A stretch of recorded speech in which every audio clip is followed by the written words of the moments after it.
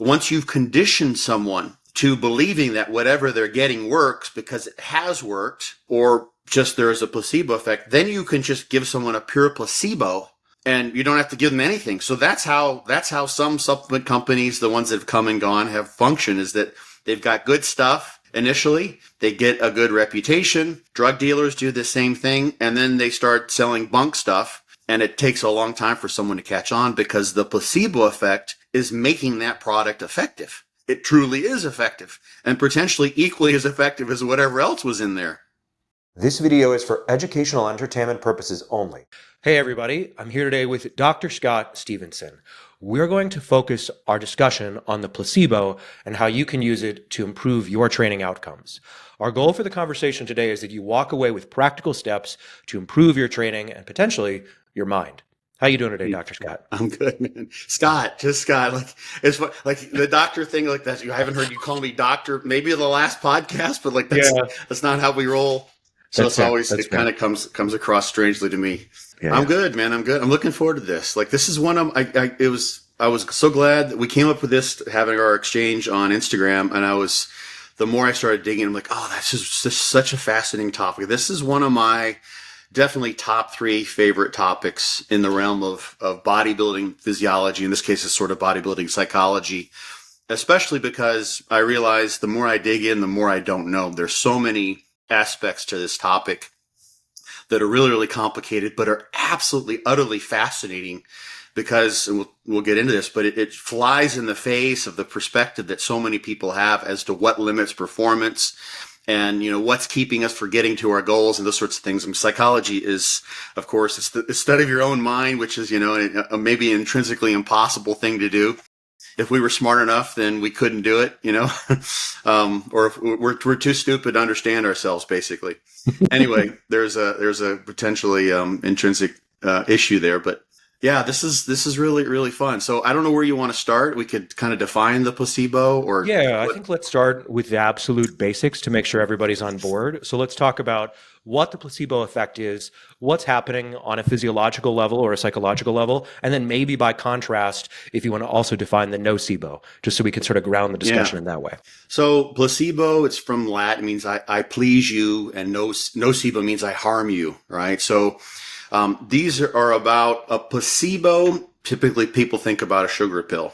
But a placebo is a treatment that is given, if we're talking about an experimental situation here, or maybe in a medical situation, is a treatment that is given with the understanding that if it's a substance, it's inert, or if it's a surgery, there's actually no surgical procedure being done that anyone would expect to have the effect, which is going to be an outcome measure that's being made. So this is, for instance, been done with like knee surgeries. You can just do a placebo or a sham knee surgery. You just go in with the arthroscope, but you don't actually fix anything, and people's knee pain goes down.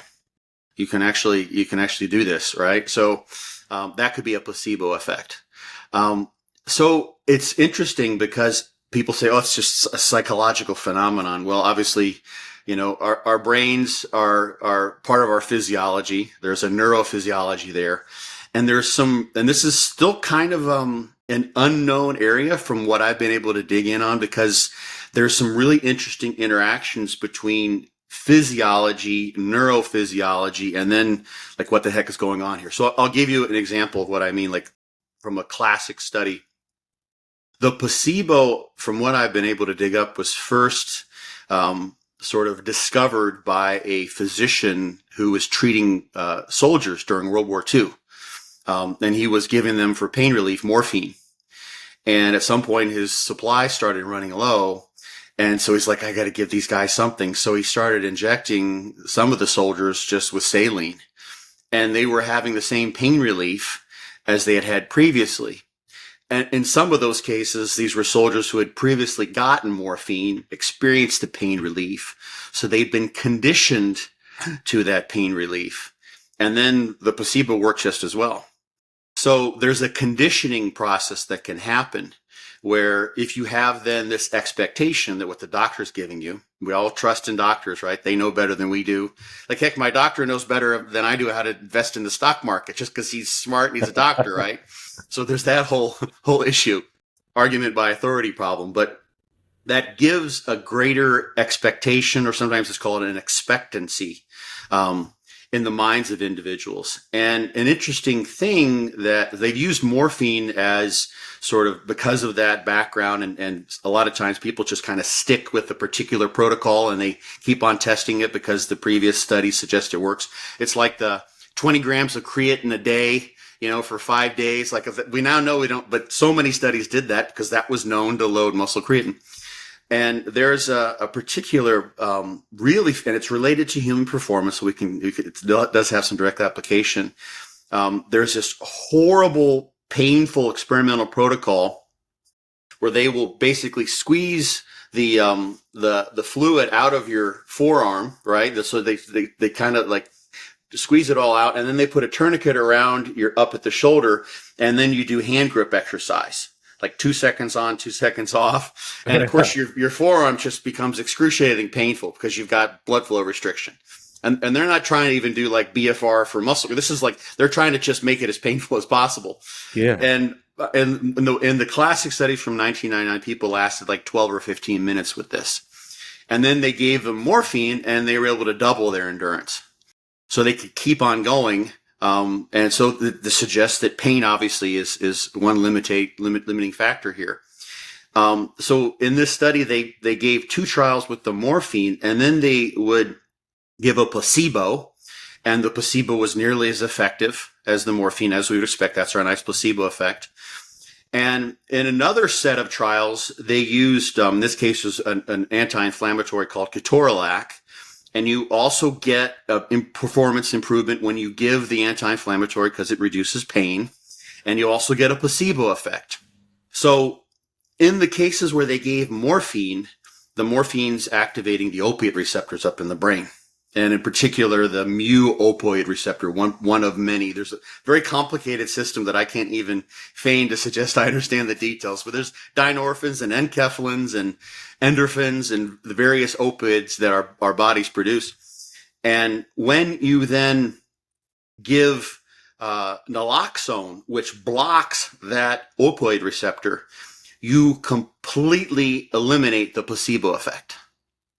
So if the person's been preconditioned with morphine, if they were preconditioned with the ketorolac, that doesn't happen. So something about, and this is the suggestion then, is that something about, and this has been demonstrated actually with PET scans where they can visualize the brain, but there are endogenous opioids that get produced and conditioned to be produced after you've been given them exogenously. So this placebo effect is kind of complicated, right? But it's interacting with the neurophysiology such that in a certain sense, when you've had 2 morphine trials and then you get nothing, you get a placebo, your body produces an endogenous opioid, a morphine-like substance. And you can block that placebo effect by blocking the opioid receptors. If you precondition with another pain-reducing substance, like an anti-inflammatory, naloxone doesn't have that effect because that placebo effect was conditioned differently in the brain. So there's some complicated, crazy, huh? It's pretty cool. So that's like the classic placebo effect scenario where you see, okay, this placebo effect happens. You have this expectancy because morphine obviously is pretty strong stuff. And people get a massive placebo effect. It has a huge performance enhancing effect. In this particular, this isn't anything anyone would want to do, on a regular basis, but you can double your endurance in this painful task. And then the neurophysiology that's involved is dependent upon the previous conditioning that happened. So there's a neurobiology there. There's a huge genetic component. There's at least 28. There's probably more that have been found since this paper came out. It's been some time ago. There's around 30 different genetic single nucleotide polymorphisms, so singular genes where we have variations of that gene, where individuals with the right version, so to speak, are more amenable to a placebo effect. And 2 of the biggies are catechol-O-methyltransferase and monoamine oxidase. And both of those are involved with breaking down dopamine, catecholamines in the brain. So dopamines are involved with our arousal, right? So you can imagine someone who comes in, they're like, oh, they're going to give me something that's going to make me just like perform like this is going to be amazing. It's going to be awesome. And individuals who have a lower activity COMT, for instance, they don't break down dopamine as readily, as rapidly. So their dopamine levels are higher. So they tend to have a higher level of excitability in the brain, and they would have therefore a higher expectancy, and they're more amenable to this placebo. So you give them something, it's like, oh, this is Christmas. Like, what is this cool little thing you gave me, right? And it matters actually as well what you're given. So there's all sorts of this is so fascinating. For instance, there's when they give placebo pills without any instruction, they're not trying to elicit any expectation based on the person administering the pills. Pills that are red, yellow, or orange are perceived as eliciting a stimulatory effect. So you ask, okay, like, how does this make you feel? Those colors liven people up. But if you give them blue or green, they're like, oh, it has a sedative effect. It chills them out, right? So this, of course, applies to marketing. Because, if you want to give a pill that's going to make someone perform better, like throw a little caffeine in there, they feel that, of course. That creates an expectancy because they're more awake. You use the right color pill. Like, I'm thinking, how many pills have you seen that are like orange and red, like the two halves of the capsule are different? It's like, well, that's cool. I mean, there's an intent behind that, right? And there's actually, interestingly enough, quercetin, EGCG, which is found in green tea. Those both inhibit COMT and have been, so there's a possibility to give drugs that inhibit COMT and then increase the placebo effect, or to give supplements that would then amplify a placebo effect. So and this is what I think why people sometimes intentionally have higher levels of like beta alanine in supplements. You get that nice buzz going, right? So, just to take a step back, there's a meta-analysis from like 2000. It's quite old now, 2000, I want to say 11. And there are dozens of studies where not all of them had an experimental, a placebo, and then a pure control where nothing was given. But when they examined statistically with the meta-analysis, the impact of a placebo versus whatever supplement was given to improve performance. A lot of these were creatine studies, HMB studies. There's actually a steroid study in there, various different things.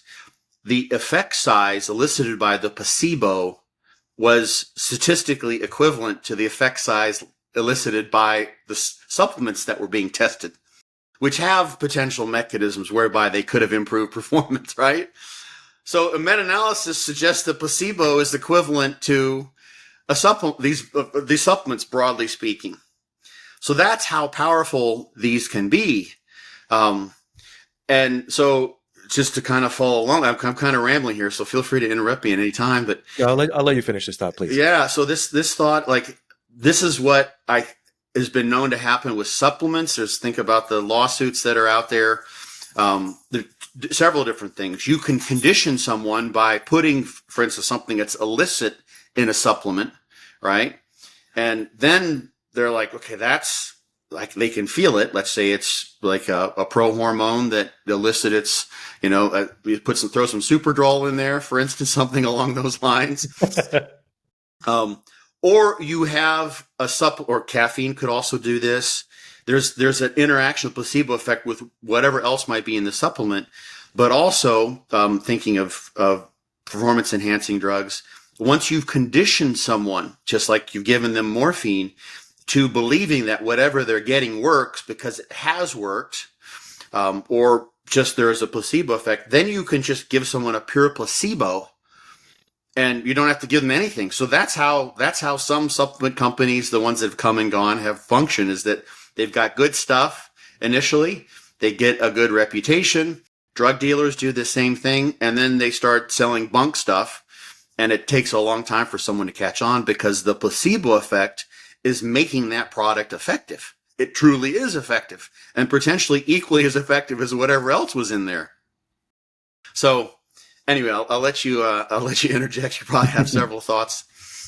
Yeah, a couple thoughts and then a question. First is to focus on the point you raised about color, because I just thought that was so fascinating. Isn't it? Yeah. That makes me think about in nature how certain plants and animals will have an adaptive mechanism whereby they display a more attention attracting color, right? Things like red, yellow, and orange, because that typically signifies danger in the brain and it keeps predators, animals like humans from Right. consuming those animals and plants. And so it does seem like that's something that's almost maybe an evolutionary biological response, and then we are primed to react to those kinds of colors. And so it makes sense that those ideas would still transcend into the placebo realm. It makes sense we would be primed to react to those situations.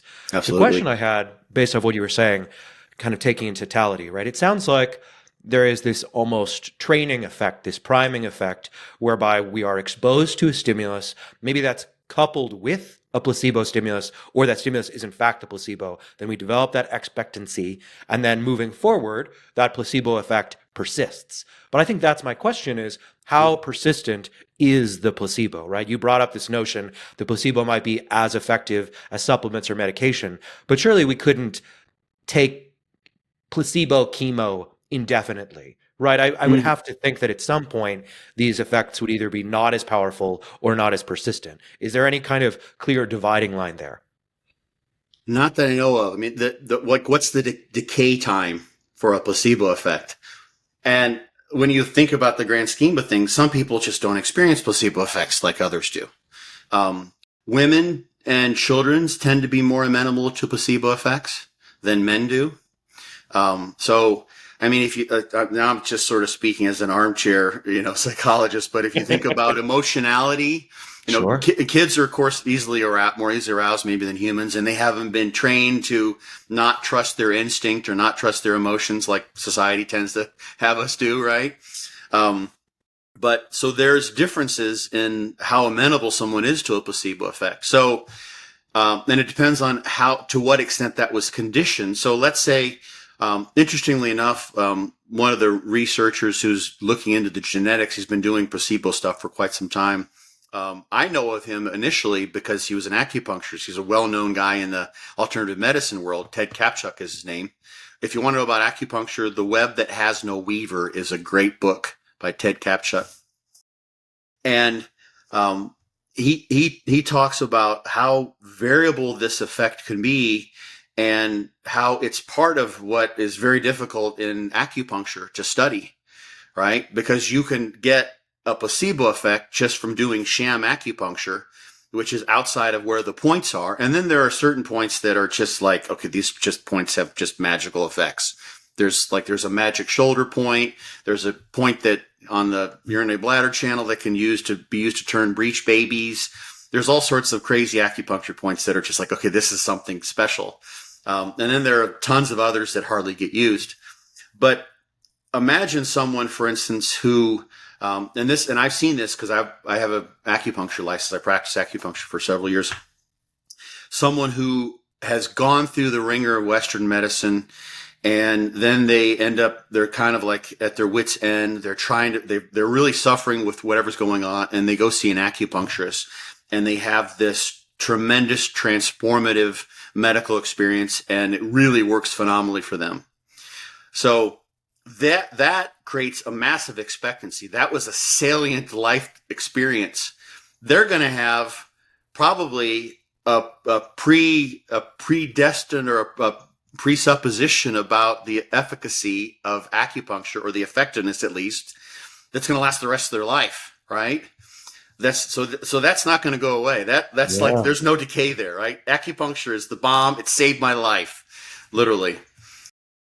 So someone else, I'm thinking of one person who, a super nice guy, but he has a really, really critical mind.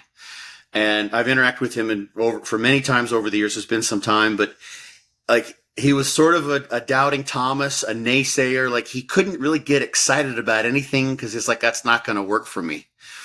And nothing worked for him. Like he really didn't make kind of progress. And I always wish, I wish I could just hypnotize you, right? And make you believe in this in some way, shape, or form. But for him, no placebo effect at all, and then no decay rate because there was nothing to decay. So yeah, I think it depends on the extent of the placebo effect. Also is a matter of what you are told by the person, but all the circumstances surrounding it. So we talked a little bit before about the steroid study that I covered in my podcast with Scott McNally a few weeks ago. I think I mentioned in there my favorite steroid study, which was done at University of Massachusetts. Gideon Ariel did this as part of his PhD dissertation. And basically, the long and short of it is they took athletes, they ran them through a competition to see who was going to be the recipients of Dianabol. They measured their strength gains during that time. They're already deep into an off season. They're strength and power athletes at the school. And then the winners who had already really pushed to get entry into the program, so to speak, then had like another 6 weeks to make gains while they were getting Dianabol. So they literally busted butt, highly motivated, had obviously some pretty strong expectancies that it's worthwhile to do this because they wanted to get Dianabol. They wanted to win. They did win. Then they were sent to student health and they were given the rigmarole about all the negative things that could happen. So they built up this gigantic charade about Dianabol with them. And then, of course, their strength gains on the 3 exercises they measured were like 2 to 3 times faster than what had happened previously when you would expect the law of diminishing returns to be applying. So that was, they really built, and no one got Dianabol. They all got placebo, right?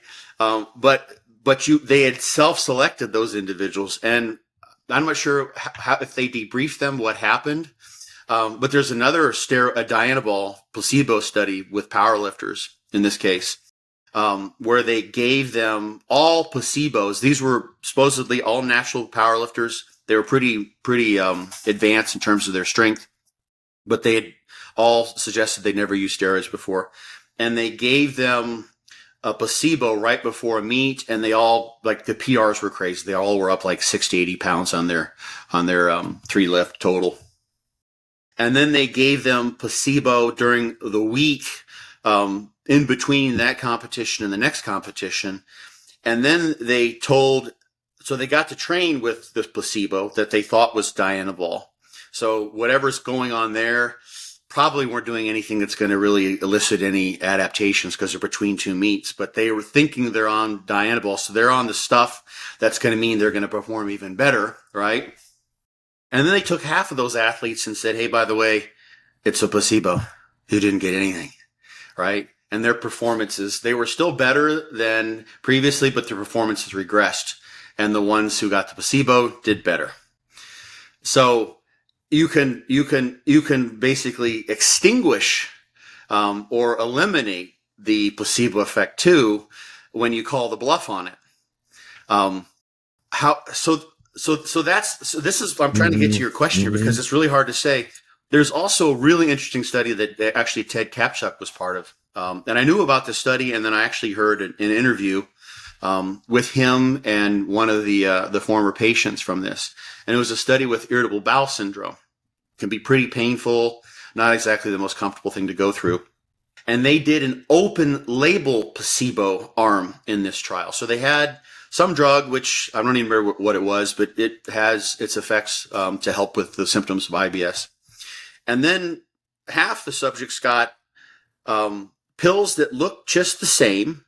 So they were identifiable as being, something that a pharmaceutical company had put together. But the bottle they were in said placebo. It was clearly labeled as a placebo. They were told they're going to get a placebo.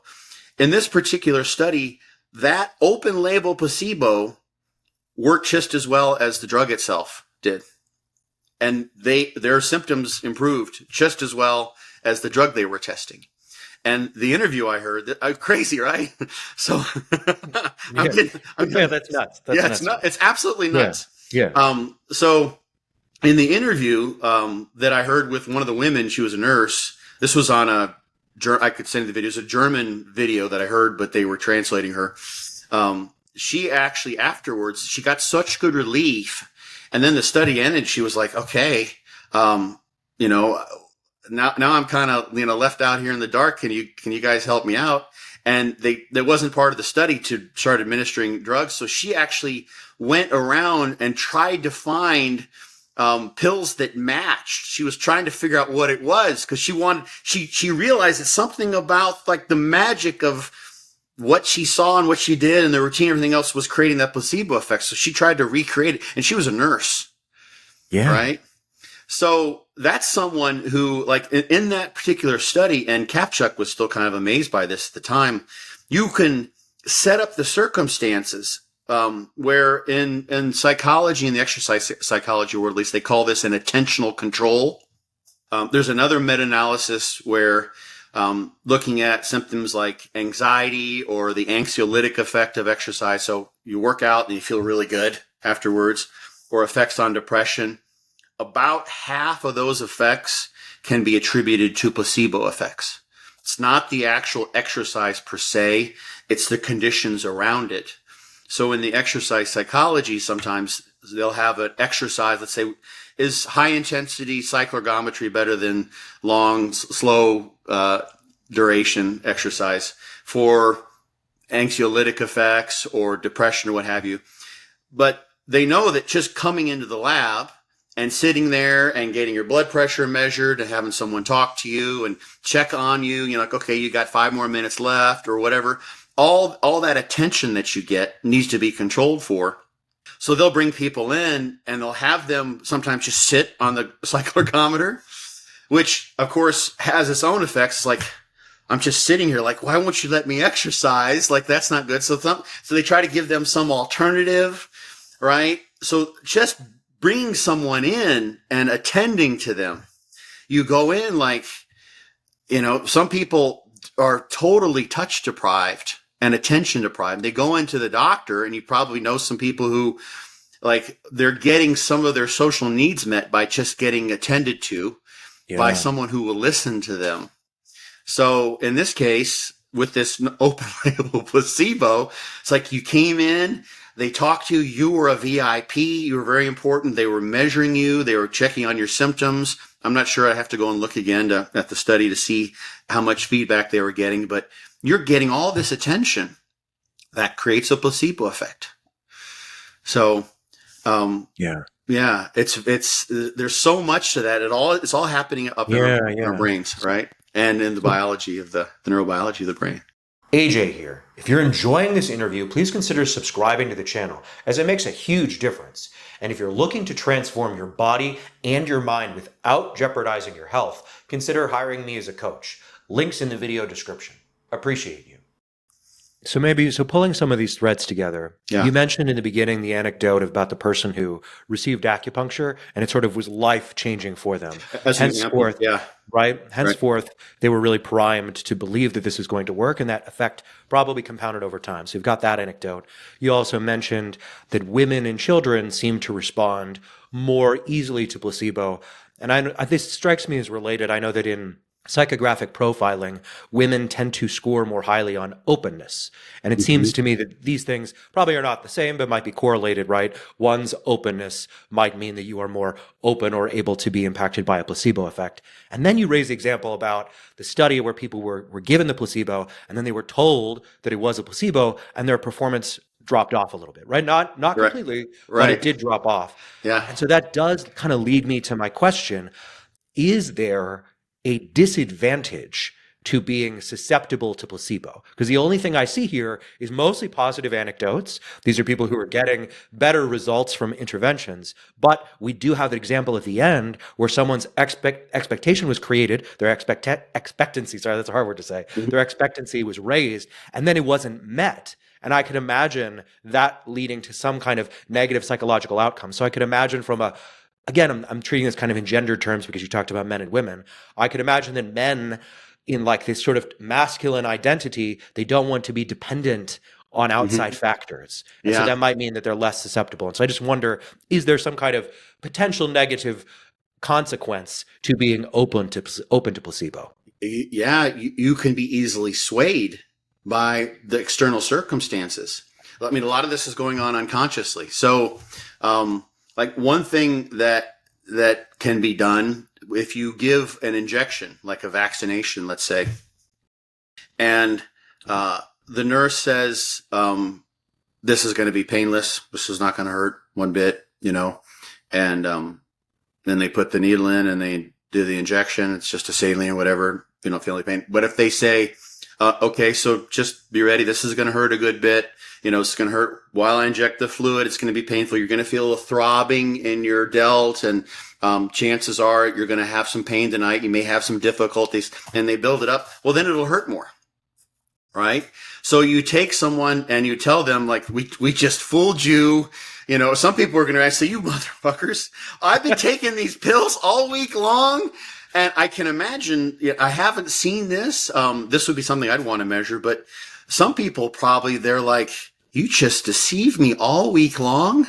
They probably told them about this, but some of these studies are older. The study with the powerlifters, the second one I mentioned was more recent. But I don't know what their informed consent looked like. But some people probably, were very negatively impacted because you just, fooled me and they feel embarrassed by that. It's like, and maybe even ashamed. Like I had all this, like now my self-identity because this is really important to me.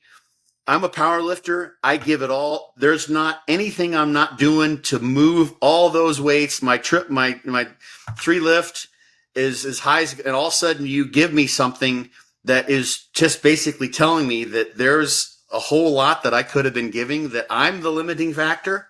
It's not the gear or not, something else. Some people don't want to hear that at all, right? No, That's no, a big blow to the yeah. ego, right? Yeah. I mean, you could see, and here's another thing. This would be another study. I haven't seen this done. This just kind of occurred to me, but you can imagine when you disclose in that scenario or scenario similar, you could say, so we want to debrief you on now what happened. One of the most powerful drugs in all of medicine is the placebo effect. It has these actions in your brain. It affects your opioid receptors, and you give them all this in-depth explanation. And they're like, you're a totally normal example of someone who benefited from this very powerful placebo effect. So now we're going to letting you know that. And those people are like, okay, cool. Wow. All right. Got it. Or you come to them and say something that, intentionally give them negative feedback and say, you weren't getting Dianabol this entire time. You actually were just getting sugar pills. So, that 80-pound increase in your 3 lift total was purely based on psychological factors. So just letting you know you were on the placebo arm. Have a nice day, right? You could even be so that could be perceived very, very differently. Yeah. Right. The thing is, like in that open label placebo,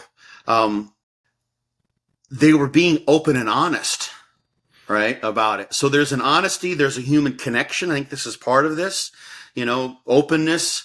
And if someone is open to that and someone's being open and honest, it's like, okay, I can go. Thank you for being honest with me. I'd rather know the truth, and you'd be honest than you telling me like I've been lying to you this entire time. Right. So it implies intent, and how you perceive someone's intent has an impact on the psychology of that interaction. Mm-hmm. So how the information is conveyed to someone. It reminds me of I can't remember this guy's name. I even looked for it. It's a stats teacher that I had when I was in Texas, just like a basic undergraduate level stats. And he did super interesting guy. He was actually, I think, a professor emeritus. So he's long since passed on, I'm sure. But he told us about these studies. So they would, these are classic studies in like educational psychology. They would have students taking tests, some basic test, for which they had a baseline score. And in one condition, the graduate students would walk around and like look over their shoulder, look at what they're writing and say, awesome, good job, Mm-hmm. And Right, then the right. others, they would walk around and they would go, they would scoff them and go, and literally provide them without saying anything per se, like you got that one wrong, but there's like basically give them negative feedback. And this fits with probably the studies you're aware of. Like you can, like women have, there's this social bias that women aren't as good in math as men. There's maybe some data to suggest that. But if you prime women by telling them that we have, based on your pretest, you have a special aptitude for mathematics, or you can do this with women or men. But basically, if you do this to women, you equalize the differences that you would see in women versus men on math skills. And you can make people better by telling them they're better at things, right? So if you tell someone, you've been getting a placebo, right? You're not as good as you thought you were because look at the performance you got that you could have been having if you just tried harder or whatever. That will have an impact. So yeah, the half-life as to how long it will last, you could literally ablate the placebo effect. You could give someone, I presume, give them a really negative experience with placebos where they feel like they were betrayed. And that could really dramatically limit the impact of placebo effect. Whether that's good or bad, if you're someone who's trying to be a critical consumer of supplements and you're acutely aware of the placebo effect, then maybe you buy less stuff that you're wasting your money on, or you don't buy stuff that could have worked because if it works, who cares how it worked? Mm-hmm. Yeah. That's the tough thing, right?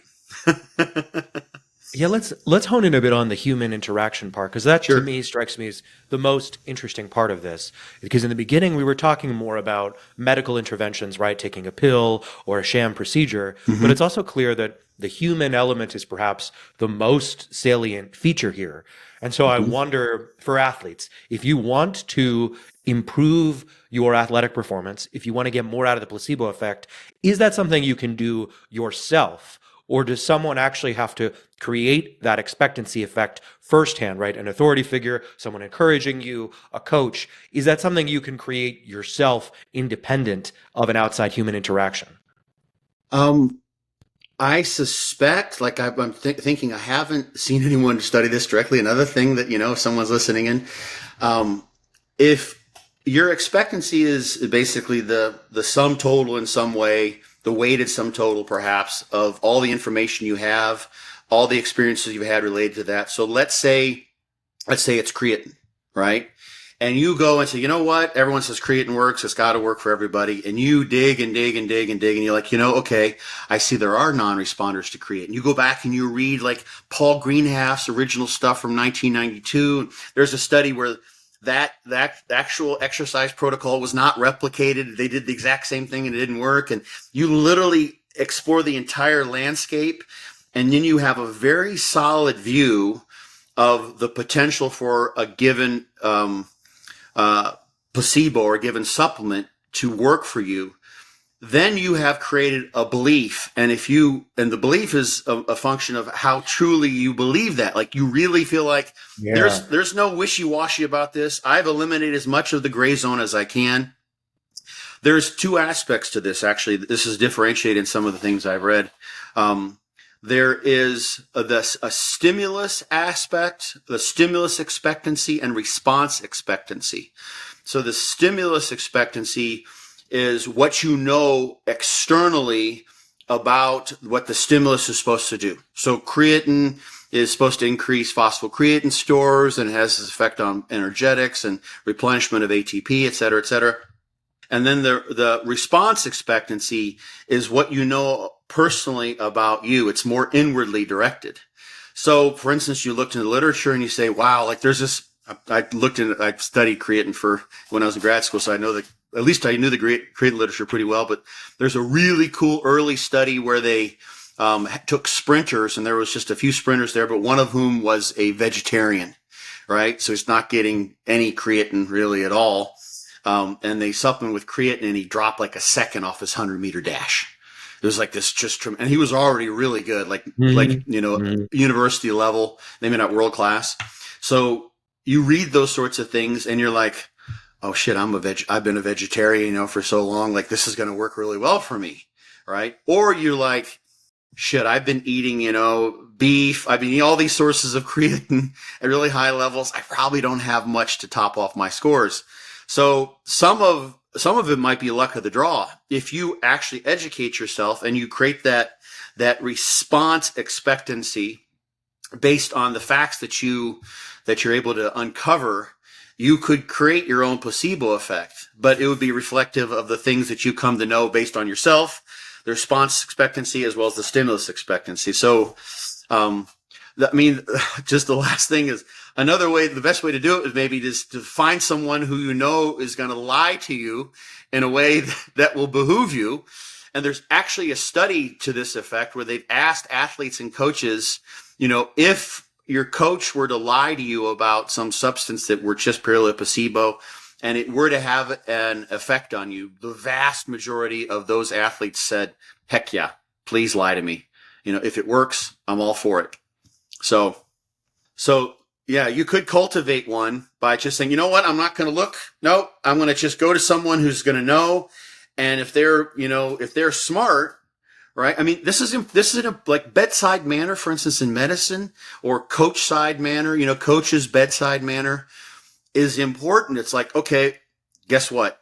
I've got a doubting Thomas here in my client, and I have a good program in the way I want to have him train. I know it's good, but I'm going to have to be very, very almost absolutist, black and white, not to the extent that he starts to think I'm just blowing smoke, but I need to be very, very convincing that I'm absolutely 100% certain that if he executes this program, it will work for him, so that he believes that as well. Right? If I just say, this should work, but we'll just have to wait and see, the chances are going to be reduced, because whatever placebo, it's just like with the Dianabol study where they trained for 6 weeks. They were training with that placebo, believing during the training process.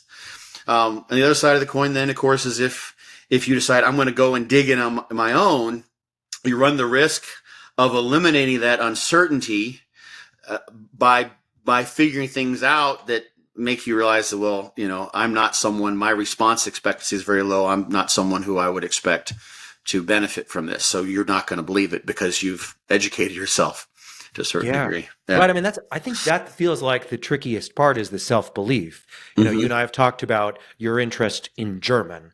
I can imagine a world in which you expose yourself only to positive stimuli. You develop these kind of natural, organic associations with your quest to learn German and self-improvement. You meet all these exciting, interesting people. It makes you want to learn German better. You have all this positive feedback.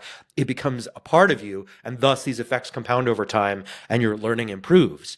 It's much harder to imagine that scenario in which you deliberately design that. Right. So that you're like, I'm going to seek this out because I want to engender these positive self-beliefs. That to me, that's like you're peeking behind the curtain too far. It would almost feel like you were tricking yourself and thus undermine your sense of self-belief. Right. It seems to me like it would have to be organic, like a process of natural discovery, rather than something that you're like, okay, today I'm exposing myself to placebo 1 so that I can get to placebo 2. Like that just doesn't, again, maybe I'm wrong, because again, you did bring up the story of people looking at those pills, but again, those pills were given to them by someone else and labeled as placebo. So it just strikes me that like there has to be some level of authenticity if you're going to do it yourself. Yeah, there's this sort of no man's land where a placebo effect could be operating in the background in your unconscious mind in some way that you have no control over, right? Yeah. So, like as you were speaking, I was thinking about the situation. Like, okay, I want to test out supplement X and see if it helps me improve muscle gain. So I would do that under the conditions where I'm going to actually know I'm going to be gaining muscle. I don't have a control for myself. I don't have a twin who's not going to do that or what have you. But I set myself up in an off-season scenario. I've got my caloric surplus. My training is on point. I'm sleeping well, blah, blah, blah. And then I add this in. And then you have a positive association with taking that supplement, right? So then imagine you go into your prep you want to keep taking that supplement. You may have the belief this potentially could have contributed to the phenomenal gains I made during my off season. Do I know how much? No, I'm not sure. It's kind of uncertain to me, but I have that was my best off season in quite some time, or I wasn't expecting to grow that well, but I did everything else right. It could have played a role. So there's this gray zone where then that could be the part of the placebo effect that I got to keep this in. And this is one thing, I haven't even mentioned him yet. I'm surprised, but there's a guy named Tim Noakes. He's more famous now for ketogenic diet types of stuff, but he's been around for forever. Tim Noakes is a South African exercise physiologist, really interesting guy. And his main premise is that, the primary limiter for exercise performance is in the brain. There's a central governor there. So, one of the things that he cites among many others is that we have, sort of this ritualistic ways. Before I go to the gym, I need to put my left shoe on first before my right shoe. Those things have an impact in performance. If someone doesn't do that, they don't say the Hail Mary right before they go into the boxing ring, like their confidence is shot, right? So there's all sorts of psychological things that even if you're aware, like, how can it make a difference? I didn't move my hands in a certain way, and that's tightly connected to a belief. God will not be on my side. And I'm not in any way trying to speak poorly of someone with religion. Like, it has such an impact on our physiology, whatever it might be, how you tie your shoes, how you put your pants on, how you mix things together. All of that plays a role in a way that, even if we're aware of it, we can't undo. Yeah, that's very true for me, particularly when I lift and when I'm lifting well. I am happy. That's the kind of lifter I am, right? Some people are angry, sad, not even involved. I'm happy. And that's something I noticed years ago. And so because I noticed that and I associate that with my best lifting performances, I will lean into that now. I will actually, originally, I noticed I would subconsciously smile. Now I will exaggerate my smile. Sometimes I will laugh and dance before I lift because I know that I associate that positivity with good lifting performance, right? And so that strikes me again. I loved the way you kind of described it, where you create the positive circumstance and then you add the supplement, right? So you're essentially you're creating a stack of behaviors. And maybe some of those behaviors have direct physiological consequences that are not related to placebo. And maybe some of them are just psychological, right? But it kind of doesn't matter because if they're all stacking and your performance is improving, what else do we care about? Yeah. Right. So why not set yourself up such that you can get more out of these effects? That seems to be the most optimal strategy. Yeah.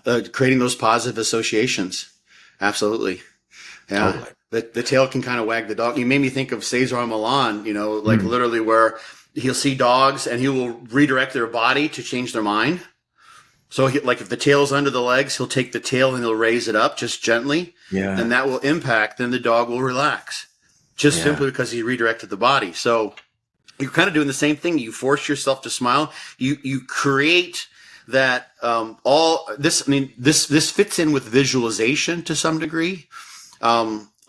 There's a couple different models because you can just simply visualize training. You can just sit at home and imagine doing this, or sit in the lab and imagine, then you can increase strength in some tasks just as much as if you actually train that way. Right.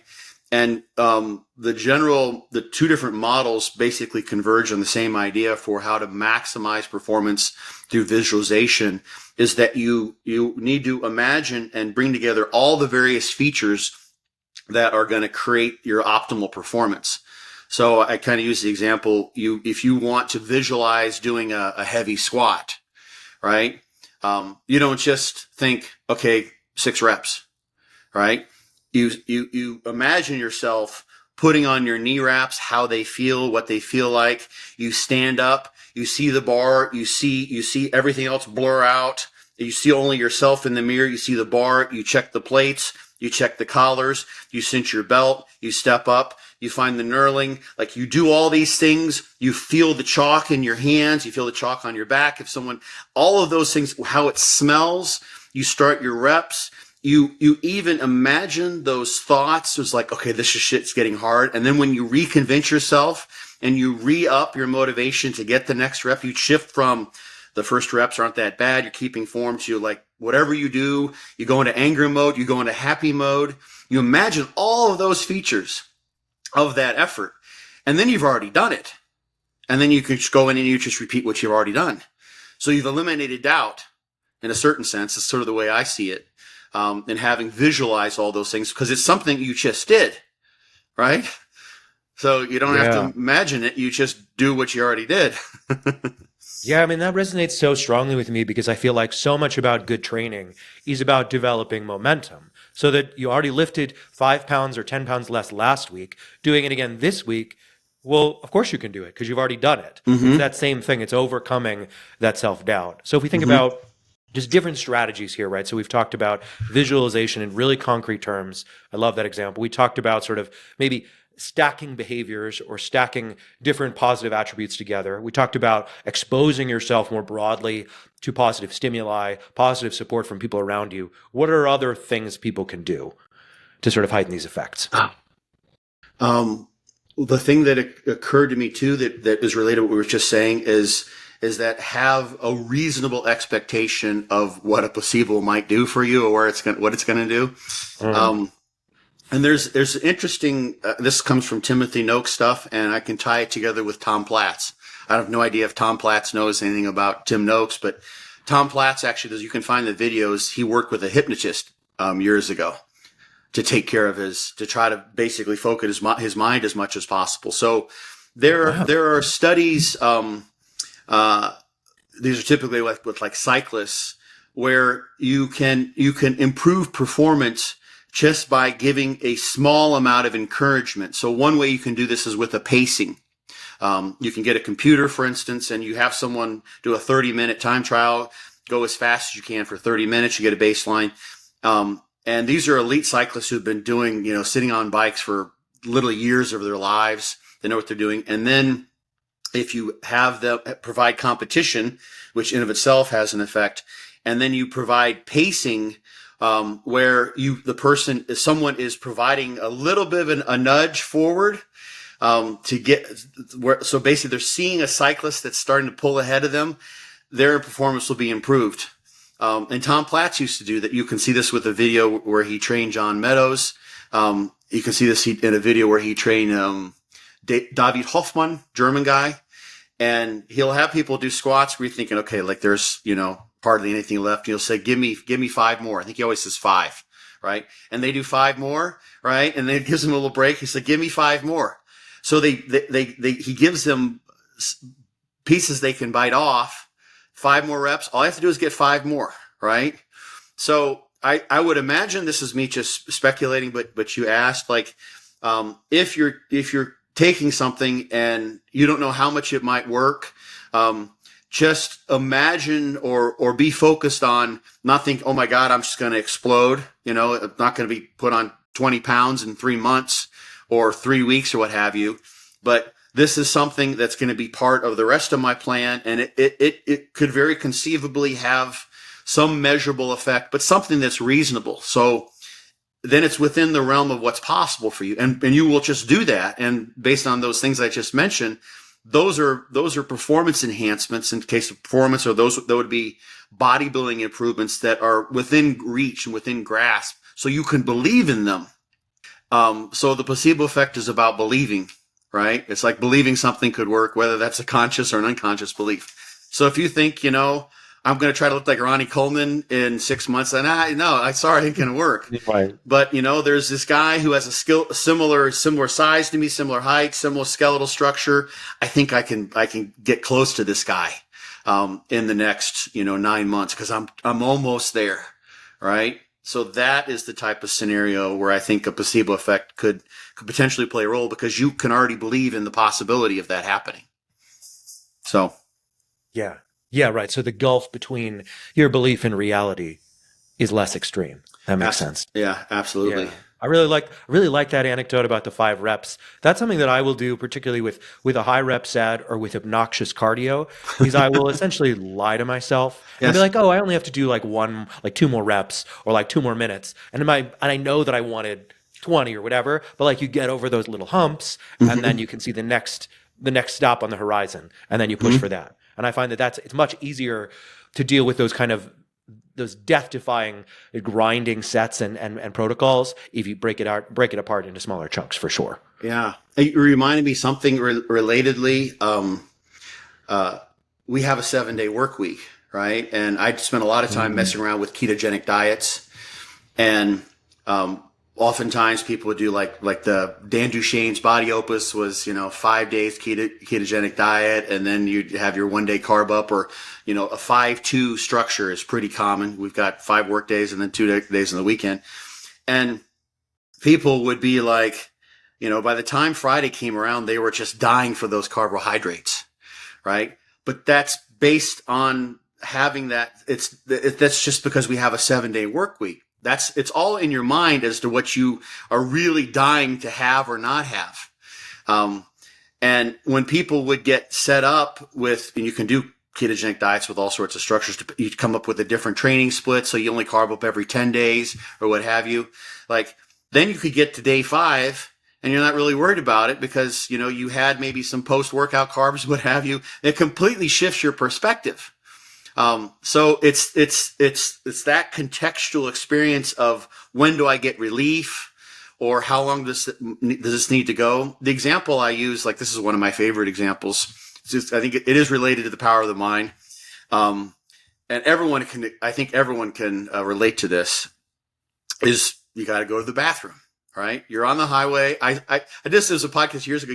You're right away. You know what I'm talking about. I know where you're going with this. Yeah. So you're like, oh, I think I'm gonna have to pee. Can you take the next exit? You're kind of out in the boonies someplace. Yeah, it's gonna be like 20 miles. So you're like, okay. So you just kind of nod off again, and then you feel you're pulling over, and you're like, oh yeah, I kind of have to pee. And then you see the gas station. Oh yeah, I'm gonna have to pee, right? And by the time you're getting to the toilet, you're doing the pee dance because you have to pee so urgently that you can hardly stand it. But if it had just been 30 miles away, it's not like at that 20-mile mark that you would have been peeing your pants in the car. It's all just your perception of what's going on around you. And that's a very obvious one, right? And it's like, and that is a real need to pee, but it's all in your head. That's a very hard thing to try to resist too. Like Yes, yeah. right. No.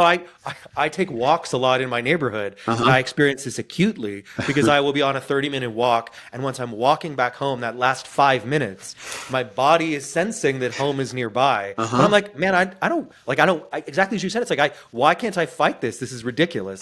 Like, I don't need to do this, but yet my body, or probably more likely it's a mixture of psychology and physiology, has decided this is the moment you need to pee. Yeah. It's maddening. I mean, just, we're talking anecdotes now, but I got an MRI. I had to get an MRI. I had my hips replaced a couple of years ago. I had to get an MRI, and I'm not as big as I once was, but those tubes aren't terribly big. And I have had some claustrophobic type things in the past, and I started to get claustrophobic, and I made it partway through. I told the guy, I'm like, not sure if I'm going to be able to make it. He's like, well, I can take you out once and put you back in, but it's the only time we can do it. So I'm like, okay, take me out. Let me see if I can figure out what to do.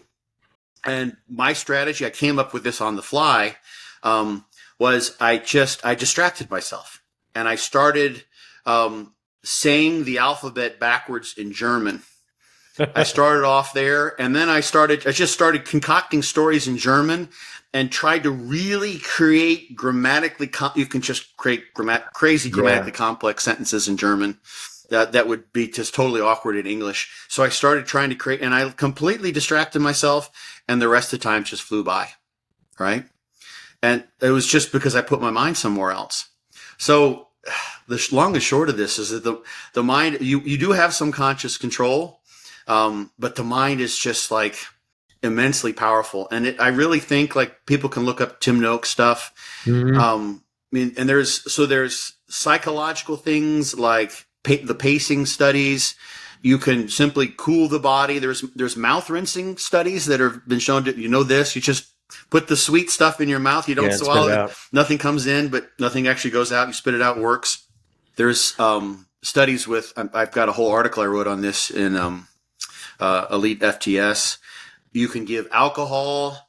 You can give amphetamines.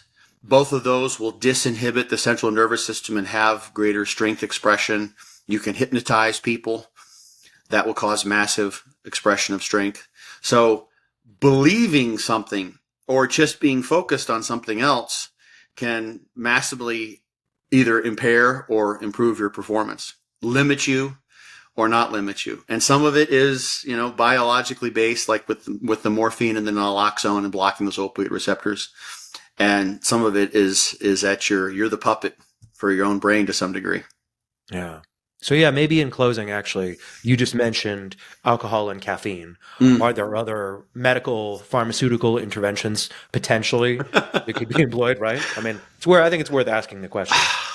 To improve performance, Yeah, you mean? to improve performance, but in the context of heightening a placebo effect. The main things that come to mind for instance, quercetin, EGCG. The thing is. And this, I actually mentioned this. I wrote an article, gosh, it's been probably 15, 20 years ago. I think it's still on my discussion board, Anatomy of a Supplement. And the thing I suggested there is that if you really want to know if something's working, right, you grab a friend who's going to help you in this, and you basically do a placebo-controlled study, right? And you can even get a third person, and you double blind yourself. Mm-hmm. And you could put caffeine in each. Let's say you take supplement X, whatever it is, and you make your own pills. You'd have to go to pretty extreme efforts to make this happen. But you could precondition with beta alanine, with caffeine, with something where there's an active ingredient in there. Niacin, for instance, creates a flush. Yeah, pretty flush, inert, yeah. right? So when there's something in there, you could precondition yourself to this. And we have the open label placebo phenomenon, where even if potentially you're getting a placebo, and then ingrain some of those neural pathways associated with a performance effect. So let's say, like morphine. I'm not suggesting, would never suggest anyone use morphine for this, right? But that was experimentally, that would be one of the possibilities. But caffeine is known to have performance enhancing effects. So you could put caffeine, which would have a performance enhancing effect, in with whatever else you want to use, or always associate that. And then you could then eliminate the caffeine or leave a small enough amount in there and add that in and basically just create that conditioning. There's actually a study with caffeine and cyclists, and cyclists are well aware that caffeine is ergogenic for endurance cycling, where they actually found a dose response when they told the cyclists you're getting a small, a moderate, and a large dose of caffeine in terms of their performance enhancement on this ergometry test.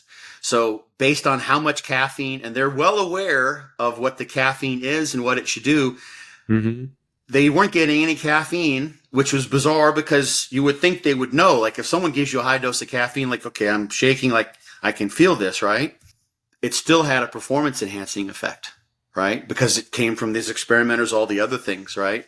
When they were told, okay, you're getting the placebo, it had a negative impact on performance. So I guess to answer that question is you can elicit these, but you need that external circumstance. So someone to give you these things in some way, shape, or form. I really think like the positive of this is that if you have a company that you trust or a person that you trust or a source that you trust, you're going to potentially have a positive impact, whatever it is that might be coming from that person. So, if you're going to use supplement Z, get it from the source that you trust. It may not be effective in and of itself at all, but get it from the source that is more likely to produce that placebo effect. Because then you're like, well, at least I know it's the real stuff. I got it from like so-and-so upstart company I've never heard of before.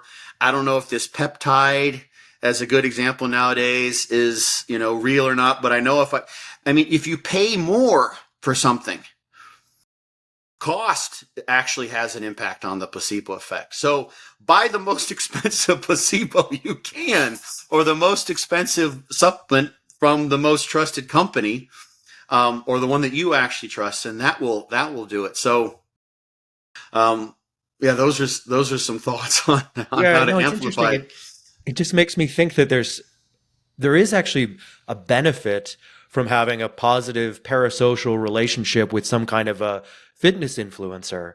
Because theoretically, if you buy into them as a person, as an authority, and they recommend things, then you're more likely to actually achieve a result by buying those things and using them yourself, even if perhaps they're not as effective. It's just interesting. I mean, like, there's obviously there's all kinds of ethical consequences to that, Right. right? That are probably not worth getting into. But yeah, that's just an interesting thing to think about. The thing that well, it's just a personal anecdote. So when I started studying acupuncture, I'll spare you the reasons for why I went that direction, but I was actually a college professor. So I just finished my PhD, done some very much rooted in show me the evidence, show me the data. And Chinese medicine, there are studies showing the effectiveness, and there's, pharmacological actions, the various components of herbs, and acupuncture works phenomenally for pain, blah, blah, blah. But I had to sort of, to some degree, just suspend my disbelief and just give into it. And part of the thing I came to realize when I learned more about the placebo effect as well is that, as far as I'm concerned, if it works, it works. It doesn't matter, right? And I think if you are someone who wants to elicit that placebo effect, satisfy yourself, that I'm not just taking something that's just asinine. There's really absolutely no reason, then it's not going to work for you. But if there's some amount of uncertainty about a substance, let's say a meta-analysis suggests that it could or couldn't work, or it doesn't, there's always going to be a normal distribution. This is the thing I harp on so often is you look at meta-analyses, you look at studies, and the averages might show no difference. But if you look at individuals, you can see individual differences under the different conditions. So even for when the bulk of the studies suggest on average no difference, there's going to be some percentage of individuals where one treatment was better than another. So it could very well be that there's a placebo effect to be had there, and just letting go of your resistance to that and realizing that if it works, it works. And I would be very happy, just like these athletes in this study, to have a placebo effect be elicited. That's phenomenal, because it means that I got what I wanted out of this. So I have to just give in to it's kind of like going to therapy. Give into the therapy. Stop resisting the therapy, right? Stop trying to figure out what your therapist is trying to do to your mind, and just allow yourself to be vulnerable, so to speak, to the potential of a placebo effect. Because it's very possible you could be someone. I mean, you could get your SNPs tested and see if you have those that would make you more amenable to placebo effect. But yeah, set yourself up by choosing the influencers you trust, choosing the companies you trust, choosing the substances that at least maybe mechanistically you see where they could work. Like you think, this is something that potentially could work for me because I'm a vegetarian, or I have the sense that I, haven't had enough carbohydrate in my diet in the past. That's something that I haven't completely exploited. This is an area where there is some potential for me, even if for the average person it wouldn't work. Now I'm going to give it a shot, and just kind of leave it at that, and realize that it's kind of like, it's like Schrodinger's cat, right? Like if you open the box, it's not there. Right, so just don't open the box. Just don't open the box, right. And realize that there's actually, that's a good analogy. I thought of that until just now. But leave it be, right? There's a potential for a placebo effect, and I've set myself up for this, right? And I'm going to be meticulous in the things that I monitor and measure, et cetera, et cetera. And if that is functioning in the background, then so be it. That's great for me. And I saw this clearly as an acupuncturist. With people who just really wanted relief, right? And I mean, who knows, how much of a placebo effect was at play with some of those individuals, but they were desperate for relief, and they just are like, I just saw people at their wits' end, and they'd come in, they're like, I just need some help, right? And the thing that would happen is you can eliminate pain really, really rapidly with acupuncture. So that was very important to precondition them to the potential for acupuncture helping with other things, because they had a very visceral sense of like, oh my gosh, my pain just went away. Like I had one time a client who didn't come back for her treatment. I had to go find her. She was sitting out on a bench and she had a blinding migraine, right? And she couldn't even see, right? She was just completely incapacitated. I said, hey, what's going on? I got permission. I was still a student. I got permission. I said, hey, can I treat her with these points? She's got a migraine. And I put the needles in her. 5 minutes later, her migraine was gone. Normally these lasted days. And she's like, oh my God, like what the hell, you know? And there's numerous stories like that. And acupuncture is more experience than I have thousands of those. But after that, like I could tell her, okay, you know, I'm going to make you float above the table, and she would believe it, right? Yeah, she'd believe you. No shit. So Yeah. pick the scenarios where like, this is the guy I trust. This is what makes sense dosage wise, and create the scenario where you have the environment around you that would elicit that placebo effect, and then just don't open the box. Yeah. Right. Yeah. Set yourself up for success and then let it go. Absolutely. Wow. That's awesome. So, I think that's a great note to end on. I think so too. Yeah. Perfect. Thanks, man. You're welcome, my man.